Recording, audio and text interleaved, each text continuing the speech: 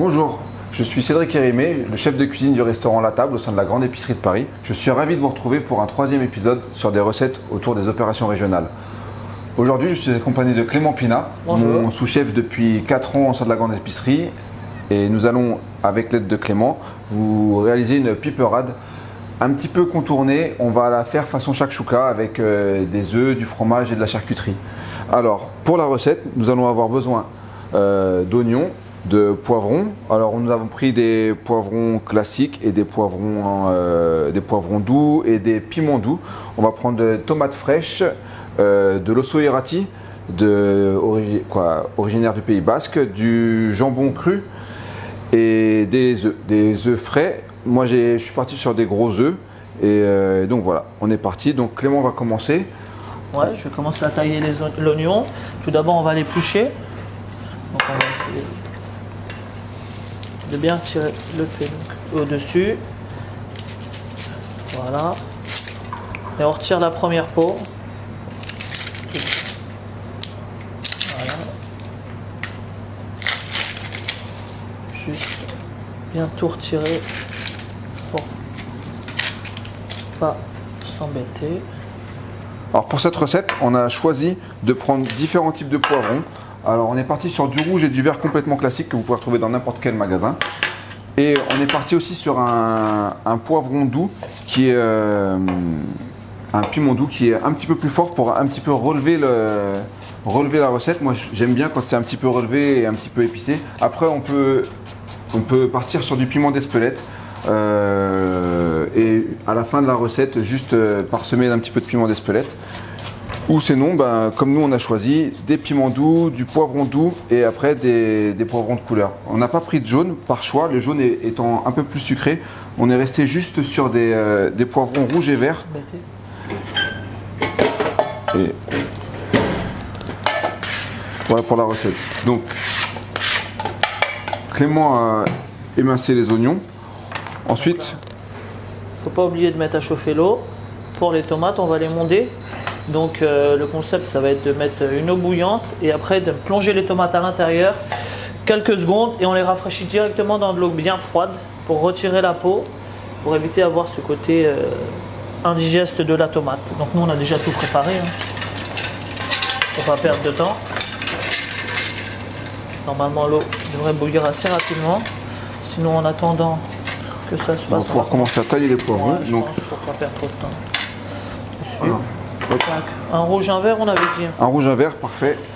Donc il y a plusieurs techniques. On peut retirer, vous avez vu, et on va prendre le cœur parce que les pépins, c'est pas bon. Voilà. Ça c'est la technique un peu pour pas perdre. Voilà, pour perdre le moins possible de chair de poivron. Du coup, on contourne le pédoncule et après on enlève le blanc et les pépins qui sont pas tellement digestes. Et après, on peut les émincer facilement. L'eau commence à bouillir. On va pouvoir monder les tomates. Alors donc là, ça va très vite. On prend l'eau glacée. Hop. La tomate, on arrose un peu. Si les tomates sont bien mûres, ça va très vite. S'ils sont vraiment fermes, ça peut prendre un peu plus de temps. Mais dans l'ensemble, normalement, ça doit être assez rapide. On laisse comme ça. Moi, je vais continuer. Tant que je vais faire ça, je fais comme ça. Pareil. On retire bien tous les pépins. Voilà, tac, je te passe le vert. On va mettre un petit piment doux avec parce que moi j'aime bien quand c'est relevé et un poivron doux. Tac, je te mets tout ça là. Je vais te débarrasser les tomates juste derrière toi. Parfait. Hop, alors directement dans l'eau glaçante. Ça va faire un choc thermique, la peau va pouvoir s'enlever très facilement. Je me décale. Voilà. On a scotché. Hop, et là on peut les retirer la peau, ça s'en va tout seul. Alors j'ai la chance de travailler avec Clément depuis quasiment 10 ans. On travaillait ensemble avant, donc du coup on a des automatismes, c'est plutôt facile. On travaillait ensemble avant dans un hôtel parisien. Aujourd'hui on est ensemble à la Grande Épicerie depuis 4 ans, un peu plus maintenant. Et c'est une vraie chance pour moi de l'avoir à mes côtés et je suis très content qu'il soit aujourd'hui avec moi pour cette recette. Je me sentais un petit peu seul la dernière fois. Du coup là... Franchement ça change. Là, c'est Il y plutôt a une cool. autre technique, bon alors ça c'est une technique un peu de feignant, on va dire, mais qui est plus belle parce que ça nous permet d'avoir des beaux bâtonnets, une vraie julienne de poivrons. Mais ça fait faire un peu de perte, malheureusement. Bon, on va faire les deux aujourd'hui, histoire d'avoir deux façons différentes. Tac. Et vraiment, mais sinon ça change rien pour faire ça, c'est pas très... Hop. Merci. De rien. Celui-là, je le mets de côté, je le ferai après. Ok. Je vais continuer sur mes poivrons. Alors, pendant que Clément taille, moi je vais mettre un petit peu d'huile à chauffer. Alors pour la recette, on a choisi de l'ail nouveau. Alors on est en pleine saison de l'ail nouveau. Ce qu'il faut savoir, c'est que avant d'acheter des gousses d'ail, vous pouvez acheter l'ail de cette manière. Donc il n'y a pas de germes. C'est plus compliqué à éplucher un petit peu, mais c'est beaucoup plus digeste, beaucoup plus doux. Et la saison est assez courte, mais c'est un vrai régal quand vous pouvez vous en procurer. C'est vraiment plus agréable que d'acheter de l'ail en gousse qui a déjà... tenez, Merci. de rien. Et là, je vais attaquer les poivrons. Donc, on a dit une julienne, ça s'appelle. C'est genre des beaux bâtonnets. Notre but, c'est que ça soit le plus régulier possible. Ça sert à rien d'aller trop vite. Sinon, on finira pas la recette, ça serait dommage. Mais assez fin pour que ça cuise rapidement pour notre recette. Donc, et puis, on va essayer de les garder un peu croquants. Donc, il faudra qu'ils soient confits, mais pas trop, pour qu'on garde la tenue du poivron pendant la recette. Exactement. Le but, c'est pas d'avoir une purée de poivron Voilà. liée à la tomate, c'est vraiment d'avoir une compotée de poivron qui soit liée avec la tomate fraîche qu'on vient de monder. On va juste, avant de démarrer la cuisson, râper un petit peu d'ail dans l'huile pour l'infuser. Alors, pas besoin d'en mettre 2 ou 3 gousses, juste une petite comme ça, hop. Vous la râpez à la microplane ou avec un écrase ail si vous avez à la maison. Pas bête, ouais. Donc ça vous fait une petite pulpe d'ail comme ça, vous la mettez dans l'huile. Surtout faites attention à ce que l'huile soit pas trop chaude pour pas que l'ail brûle. Parce que l'ail, quand il brûle, ça n'a plus du tout le même goût. Ça peut avoir un côté intéressant et un petit goût un peu noisseté qui est pas désagréable. Mais là, le but, c'est vraiment d'infuser l'huile d'olive avec l'ail. Après, on va mettre, dès que l'huile va être chaude, on va mettre les oignons pour qu'ils crachent leur eau. On va pas chercher une coloration, on va vraiment chercher une cuisson. Donc pendant que Clément termine de tailler, moi je vais lancer les oignons. Donc, Alors, comme on peut voir, c'est plus facile sur la deuxième méthode parce qu'on n'a pas le retour du poivron. Donc il y a moins de chances de se couper parce que justement c'est plus facile. Mais on fait un peu plus de pertes. Donc c'est dommage de gaspiller. Après on peut, pour une recette comme ça, c'est pas très grave. Si c'est pas très bien taillé, vous voyez, on cherche pas un côté parfait comme on peut chercher dans d'autres recettes. Là le but c'est juste qu'on ait une cuisson homogène sur l'ensemble du poivron. Donc, voilà. Pendant que Clément termine de tailler, j'ai démarré les oignons. Vous voyez, ça démarre tout doucement. On ne cherche pas une coloration. Là, les oignons sont en train de frémir dans l'huile. Il y a une bonne odeur d'ail qui se dégage. On va mettre un petit peu de sel. Le sel va aider à la cuisson des oignons. Ça va faire cracher l'eau de végétation. Du coup, les oignons vont cracher un petit peu d'eau. Ils vont compoter plus facilement dans la casserole et sans forcément colorer. Donc, on met un petit peu de sel. On remue quand même. voilà, j'ai fini les oignons, je vais me mettre sur les tomates juste derrière. Donc on débarrasse, on ne perd pas de temps. Donc voilà, tac. Normalement ça devrait aller juste derrière si je ne me trompe pas. Voilà, donc les poivrons sont taillés. On va juste laisser cuire un petit peu les oignons quand même. Si on balance les poivrons directement dedans, il va y avoir un décalage de cuisson entre les oignons et les poivrons. Donc c'est pas non plus ce qu'on recherche. Hop, je vais prendre un deuxième blanc. Là, les oignons cuisent. On a la chance d'avoir du thym frais. Donc on va mettre une petite branche de thym. Hop. Donc ça, après, au choix, vous pouvez la laisser dedans et elle va fondre avec les oignons. Ou après, en milieu de cuisson, fin de cuisson, vous la retirez pour éviter d'avoir toutes ces petites branches qui vont peut-être vous gêner par la suite. Donc là je vais attaquer les tomates, on va les couper en deux.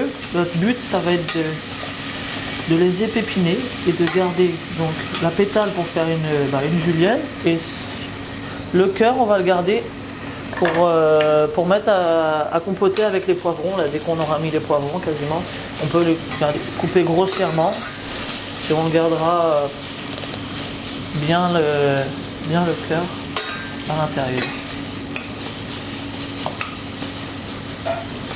Hop, ça a l'air de... Ouais. Alors aujourd'hui, j'ai la chance d'avoir quelqu'un avec moi pour sentir ses odeurs et regarder Ouais, les cuissons. c'est Donc bon, d'habitude, donc voilà, là on a une belle odeur qui dégage. Les oignons commencent à cuire, on le voit, ils sont de plus en plus translucides, ils commencent à devenir fondants.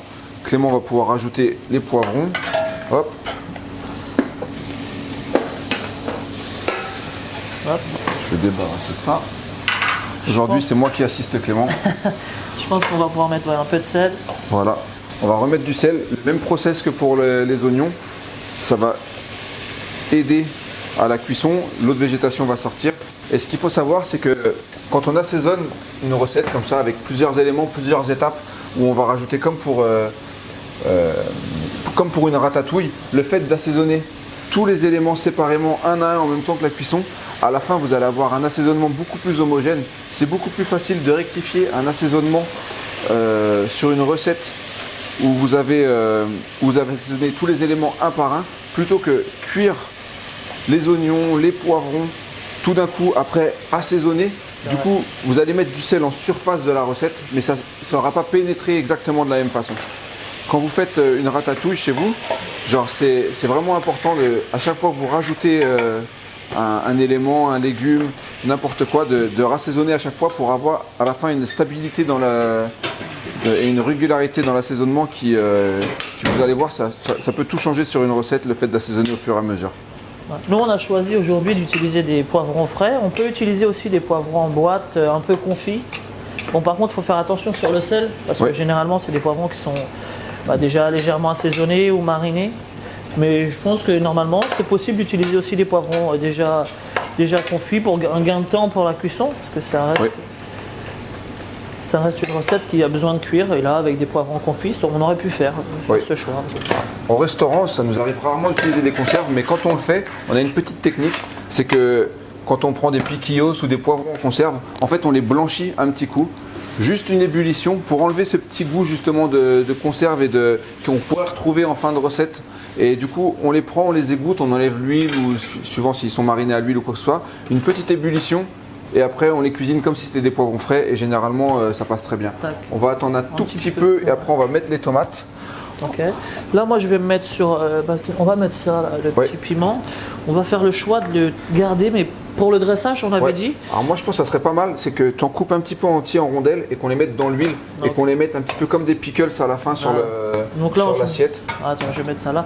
Là, on se met un petit peu en biais et on cherche un côté esthétique, on va dire. Exactement. Alors, ce qu'on va faire, c'est qu'on va prendre un petit peu d'huile. Hop. Vu qu'on a du thym frais, on va en profiter. Voilà. On va mettre un petit peu de thym. Ah, c'est joli ça. Et on va mettre une petite gousse d'ail. Alors là, on est hors piste. C'était pas prévu dans la recette. C'est l'inspiration du chef. Mais c'est la cuisine. Ouais. C'est comme ça. Donc, ça, c'est plutôt pas mal. On va le laisser dans l'huile le temps que tout cuise. Donc, pour les œufs, pour pocher un œuf, ça, on les cuira au dernier moment. Comme ça nous évitera de les refroidir ou de les réchauffer. Généralement, il faut prendre des œufs frais. Alors moi j'aime bien les gros œufs parce que ce que j'aime c'est dans une recette avec des œufs pochés, c'est j'aime le jaune coulant. J'aime quand après le jaune va se lier avec tout le reste. Donc nous on a choisi des œufs bio, des gros œufs. Après le choix des gros œufs c'est quand même important pour cette recette parce qu'on voulait quand même que ça soit généreux. Alors faut que ça dépend de la quantité de piperade qu'on va mettre, mais nous on a décidé que justement le crémeux du jaune se mélange bien. Il y a plusieurs techniques, là on va faire des œufs pochés. Oui, on aurait pu faire des œufs au plat. Ouais. Et la shakshuka traditionnellement, l'œuf est brouillé dans la cuisson de... Ouais, ça dépend, il y a plusieurs techniques. Exactement, suivant les régions. Exactement, il y en a qui le mettent à la fin, tu sais, genre pour l'utiliser juste au finir et en fin de cuisson. Il y en a d'autres qui l'utilisent même au Pays Basque. Moi j'ai de la famille là-bas. Ils l'utilisent, tu sais, ils font cuire la piperade la journée. Hop, on la mange le midi et le lendemain midi, eh ben, on met des œufs dedans, on fait tout réchauffer avec des œufs vraiment, tu vois, vraiment pour le repas du dimanche, tu vois, le retour quoi. C'est bon. Alors, il y a plusieurs façons. Nous aujourd'hui on a choisi c'est comme ça. Alors pour pas que ça soit monochrome, j'ai taillé un petit peu de piment doux vert, je l'ai goûté. Alors Il est relevé, pas tant que ça. Moi, je vais augmenter mais- un peu le feu. Hein. Oui. Et du coup, je pense que ça va apporter une petite touche de couleur à la fin, ça sera plutôt pas mal. Parce que j'étais en train de regarder la planche et on était quand même pas mal dans le rouge. Et le fait de ne pas avoir choisi de poivron jaune et le poivron rouge était quand même un peu plus gros que le vert. Et du coup, je me suis dit, ça sera plutôt pas mal. Hop, alors je te prépare les tomates. Ah, bah, parfait, c'est ce que j'allais te demander. Donc- Donc là, on met les tomates. Je vais les mettre maintenant parce qu'on a besoin d'un peu de liant et on va dire que l'eau de la tomate, là, ça va lier l'ensemble. Voilà. Il y en a qui vont mettre du concentré de tomate. Nous, on essaye de travailler vraiment au plus proche du produit en n'utilisant que ce qu'on a. En attendant, je me suis permis d'assaisonner les lanières de tomates. Bien l'idée. Comme ça, elles vont cracher un petit peu d'eau aussi le temps de la cuisson. Donc là, on est pas mal. Et vous voyez, le fait d'avoir mondé les tomates ont quand même une belle texture. Ça reste de la tomate. Elles sont fermes. Il n'y a plus de cœur, plus de pépins. Mais elles ne sont pas en purée. Il y a de la mâche. Et donc c'est vraiment une cuisson très rapide. C'est juste pour fixer la chaleur, elle vient fixer, craquer la peau, le froid vient raffermir le tout et du coup la peau s'enlève facilement et on garde quand même une tomate crue, mais sans le côté indigeste de la peau. Ouais. Donc alors, sur les aimants on est pas mal, je pense Ouais, que on va se mettre sur là tu peux préparer les petits copeaux d'osso irati. Alors je vais retirer quand même juste la peau. Oui, Donc assez simple, hein, on retire la peau au couteau. au couteau. Alors, nous ce qu'on va faire, on va le faire à la rasette. Si vous êtes à droit, vous pouvez tenter de le faire au couteau, mais à la rasette, ça devrait bien fonctionner. Après, suivant vraiment vos goûts, vous pouvez même les râper.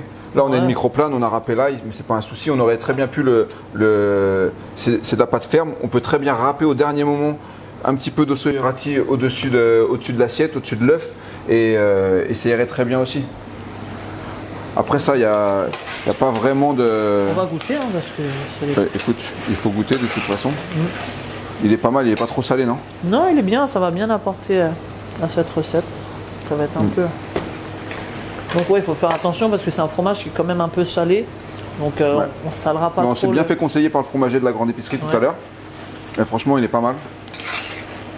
Là, Il est vraiment pas mal. Parce que c'est un fromage qui est un peu sec quand même. Et du coup, le gras de l'œuf avec ce fromage et le jambon. Donc le jambon, c'est pareil, on ne l'a pas dégraissé. C'est du jambon cru qui est du noir de Bigorre. Ouais. Et il est vraiment, Ça, il a c'est- une odeur. Ouais, il sent très bon, il est un peu gras. Mais c'est justement ce gras qu'on cherche dans cette recette pour aller lier l'ensemble encore avec la piprade. Tac. Je pense qu'on va bientôt attaquer les œufs. Ouais, Pareil, c'est une recette la piprade comme ça qu'on peut manger chaud, donc avec la piprade chaude et les œufs chauds, ou manger froid le lendemain avec des œufs pochés froids. Oui. Pas besoin de s'embêter à le réchauffer et des petits copeaux de fromage. Tac, je t'ai fait une petite inversion. Alors, pour les œufs pochés, je te laisse expliquer. Tu as déjà Ouais. mis du vinaigre? Non, alors il faut mettre du vinaigre d'alcool blanc, on est généreux hein. Avec le vinaigre. Le vinaigre va aider à la coagulation du blanc d'œuf pour pouvoir vraiment enrouler le blanc autour du jaune. Merci.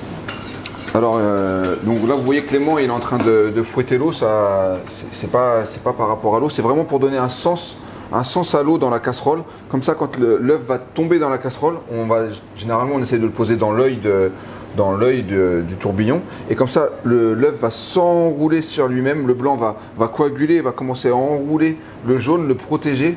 Et on va rester sur une cuisson vraiment où le blanc est assez ferme et cuit. Ouais. Et le jaune à l'intérieur est juste chaud et coulant. Parfait. Alors pour faire l'œuf poché, il faut, on va dire, obligatoirement casser l'œuf dans dans un petit récipient, tout simplement parce que sinon, si on casse l'œuf directement et qu'il s'ouvre, enfin qu'il se perce, on est bon pour changer de casserole. Puis en plus, il risque de tomber au fond. Ouais, c'est pas pratique. Alors Un œuf Ouais. poché, c'est combien à peu près? ça va très vite, hein, 3 minutes même 3 pas. minutes exactement. Donc on est sur 3 minutes de cuisson. C'est plutôt rapide. Alors, On va voir si on en fait un ou deux. Donc là, on lui donne un peu de vitesse. On va Tac. peut-être Donc, comme vous voyez, l'eau tourne, hop, on pose l'œuf Et voilà. et après on le laisse s'enrouler tout autour comme ça. On va peut-être en va casser un deuxième. Allez. Bah, écoute, moi je pense que oui. Comme ça. Et là, il prend un mouvement et l'œuf s'entoure, enfin le blanc d'œuf s'entoure autour du jaune. On casse bien à plat. Alors quand on met le deuxième, c'est là que ça devient compliqué parce qu'on va pas mettre 2 casseroles pour faire 2 œufs pochés. Donc ce qu'on fait, c'est qu'on continue d'accompagner l'œuf. Alors le deuxième, il va se poser pas vraiment au milieu, il va plus se poser sur le côté, mais on essaie quand même de redonner ce mouvement à l'eau pour pouvoir déposer l'œuf. Et là, on y va. Et hop là, et voilà. Et là, il est parti. Et après, on accompagne l'œuf sur la cuisson. Donc on va dire 3 minutes. Est-ce qu'il y a un timer? Il n'y a pas de timer sur cette casserole, on va le faire à l'œil. Hop, ça va on va être vous très bien. expliquer, il n'y a pas forcément de besoin de timer. On a une super technique. Donc voilà. Donc là, les œufs sont en train de cuire. Le jambon, il est prêt. Je pense que le jambon, Il faut quand même un petit écumoire. Oui. Le jambon, on pourrait peut-être le couper en plus petits morceaux, bon, soit au couteau, soit à la main. Mais vu que là, il y a du gras, je pense qu'au couteau, ça serait pas mal. Si tu peux couper des petites tranches où il y a de la chair et on va juste un peu baisser. Tu m'as dit comme ça. Ouais, comme ça, ouais. en biais. Pas mal, ouais. Ça, c'est top. On va faire 3 morceaux. Alors nous, on a la chance d'avoir un petit potager au-dessus du restaurant qui nous fournit des herbes, des fleurs, des aromatiques. Je vous l'avais déjà précisé dans une autre vidéo. Donc là, les beaux jours arrivant, il y a pléthore de choses qui poussent. On n'a pas pu tout utiliser pour la recette, on n'allait pas tout vous mettre. Mais donc j'ai ramené de la pimprenelle et des fleurs de pensée. J'avais du fenouil, mais on ne va pas l'utiliser. Du fenouil bronze qui a été magnifique, je vais vous le montrer quand même. On ne va pas l'utiliser là pour la recette, mais donc c'est du fenouil bronze. Ça sent bon, ça a une toute petite odeur anisée. Mais on n'est pas du beau côté du sud pour utiliser ça. Donc aujourd'hui, on ne va pas prendre ça. Et ça, c'est vraiment une chance d'avoir ce petit potager pour nous. Voilà, je vais te couper là. Donc, on peut attendre 3 minutes, mais normalement, là, vous voyez, on appuie dessus. Il y a un peu de... C'est un peu ferme. Et mais on sent que si j'appuie trop, je passe à travers. Donc, on va pouvoir le sortir. Vous voyez, à peine... il ne faut pas que ça soit trop mou. Il n'y a plus de... Le blanc d'œuf est coagulé. Là, celui-là, il manque un petit peu. On voit qu'on l'a mis après. Mais il manque pas grand-chose. Ça va très vite. Voilà, la truffade. Elle est pas mal. Elle est en train de cuire. Alors, c'est quelque chose qui peut cuire longtemps. Nous, on va faire un choix de le cuire assez rapidement parce qu'on a faim. Mais voilà, là, on commence à avoir un peu plus de... On est bien sur la piperade. Un petit... Ah, regarde, touche là, tu vois que... Alors là, on est parfait, sans timer, à l'œil. Alors, on peut les rafraîchir dans de l'eau glacée, mais nous, on va les manger chauds aujourd'hui. Ouais. Hop, je lui dis bien de ça. Hop. Et on va redescendre. Ça commence un peu à compoter, ça commence à être pas mal. On va bientôt pouvoir se préparer. Adresser. Voilà. Alors,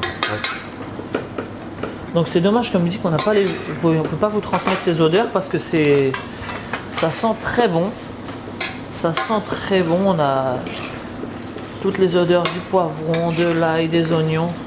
Et puis l'odeur d'huile d'olive qui est assez folle. Huile? Sur quoi? Ah. Voilà. Là, hop. Hop. J'aplatis tout le temps assez uniformément les poivrons pour que ça cuise pareil et que ça compote légèrement. Il ne faut pas qu'il y en ait qui collent sur la casserole, ça risque de brûler. Alors je t'ai mis les tomates ici. Ouais. Donc, bah là on va y aller avec les tomates. donc hop, je te On mets y ça. va. Hop, voilà. C'est parfait. Voilà, tu vois. Faire bien attention, surtout pas mettre à fond pour pas que ça brûle. Après, sinon on va avoir ce côté brûlé, amer qui sera pas... C'est pas ce qu'on cherche. Nous on veut que ça compote tranquillement. Voilà. Bah, tu fais chauffer l'assiette comme ça, on mange bien jusqu'au chaud. bout. Ouais. Jusqu'au bout. Donc ouais, nous on a la chance, c'est que cette assiette passe sur l'induction. Donc on va la tiédir un petit peu, histoire que ça ne refroidisse pas trop vite la recette. Parce que c'est une recette qui se mange assez rapidement et qui se mange chaude pour moi. Moi je préfère la manger chaude. Et aujourd'hui, vu que c'est une assiette qui est assez épaisse et qui était un petit peu froide, du coup là on va la réchauffer un tout petit peu. Alors, t'as goûté? pas goûter, mais je vais y mettre du piment d'Espelette. Sans goûter au talent. Sans. Oh. Non, pas sans goûter au talent. Mais bon, Ok. c'est de la piperade, il faut. Il y a du piment d'Espelette. Ok. Donc on y va, un petit peu. J'ai mis 2 petites pincées. Ok, donc là, l'assiette est un peu tiède. Je te Voilà. donne. C'est pas mal, on va pouvoir y aller, je pense. Qu'est-ce que tu en penses? Mais moi, je pense que tu peux dresser. Tu vois, je t'ai préparé tous Je les vais éléments. goûter parce qu'on m'a dit que. Écoute, les œufs sont chauds. Le jambon, il est parfait. Il a la température. J'adore quand il est à cette température. Très bien. Il dégage une odeur. La charcuterie, vraiment, je trouve que ça se mange pas froid. Ça se mange vraiment à une température ambiante. Et c'est là où il est meilleur, où il sort tous ses arômes, toute la palette aromatique qu'il y a dans le gras, dans la viande. J'augmente juste pour lui donner un petit coup à la fin. Ok. Et on y va. Bah, c'est parti alors. Hop là, ça chante. Ça chante. Hop, Ok. on peut y aller. Alors Vas-y. j'éteins. Alors, je te laisse dresser. Alors on a Hop. dit on T'as dresse déjà ça une cuillère. au milieu. Alors c'est quelque chose, c'est assez généreux. Hop. Je pense qu'on est pas mal. Hein. Ah, on est pas mal. Hein. Hop. Ouais, ça va aller. Donc, Hop, l'œuf. on va mettre l'œuf. Alors, moi, j'enlève toujours un petit peu de blanc quand même. On dit pour les ébarber, on appelle ça. J'aime bien. Voilà. Super. On a dit. Alors, on finit par. On met le on va fromage. mettre le fromage à la fin, non? Ah ouais, le bah. fromage au contact Ouais, des pour poivrons, qu'il ouais, fonde un pour peu. qu'il fonde un peu, t'as raison. Franchement, ça va fondre un peu sur Alors. l'œuf. Et vu que. On allait oublier quelque chose. Ah, On va mettre juste une petite pointe de sel sur l'œuf? sur l'œuf et sur le. Mais Avec un peu de piment d'Espelette. en fait, j'étais en train de me dire que râper le fromage, j'en ai parlé tout à l'heure et que c'était en train de me Bah, travailler. allez, on va. Donc, on va, du coup, tu vois, nickel. je trouve que ça donne un C'est petit sympa. côté. Ouais, c'est sympa. Tac, Tac. là, on y va avec le jambon, donc ce Ouais. que tu nous as mis de côté. Super. Ah, pas mal. Tac. Ah. Notre petit mélange. Donc ça, c'est pour ceux qui aiment un peu que ce soit un petit peu Relever relevé. plus. Suivant les piments ou les poivrons que vous prenez. Ça Un apporte peu de vert pour la couleur. Ouais. Hop. Voilà, pas mal. Hop. On a la pimprenelle. Et on finit avec la pimprenelle. Est-ce qu'on mettrait pas ça comme ça? Ouais. C'est plutôt pas mal. Hein, c'est plutôt joli. Hop. Et nous, on a de la chance d'avoir comme les belles fleurs. On dirait qu'il a fait ça toute sa vie. C'est incroyable. On croit. Ouais. Franchement. Mais eh ben, qu'est-ce que t'en penses? On est pas mal là, non? Écoute, moi je trouve ça très gourmand. Ouais. Ça a l'air très bon. Et C'est peut-être le moment de déguster, non? Ouais, d'y aller. Bah, en tout cas, on vous remercie. On vous remercie pour cette vidéo. On vous remercie de nous avoir accompagnés. On vous souhaite une bonne soirée et au plaisir de vous retrouver au sein de la grande épicerie. Merci à vous encore. Passez une bonne Merci. soirée.